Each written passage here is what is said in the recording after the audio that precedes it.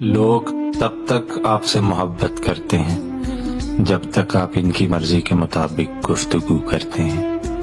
اگر کسی بات پر ذرا سا بھی اختلاف آ جائے تو وہی عشق پھر انا میں تبدیل ہو جاتا ہے اور لوگ پھر اپنی غلطی کی سزا بھی آپ کو دیتے ہیں۔ اس لیے اپنی توقعات اور امیدیں کم رکھیں۔ یہی ایک واحد حل ہے مایوسی اور دل آزاری سے بچنے کا۔ یوسف نہ تھے مگر سرے بازار آ گئے، یوسف نہ تھے مگر سرے بازار آ گئے، خوش فہمیاں یہ تھی کہ خریدار آ گئے۔ آواز دے کے چھپ گئی ہر بار زندگی، ہم ایسے سادہ دل تھے کہ ہر بار آ گئے۔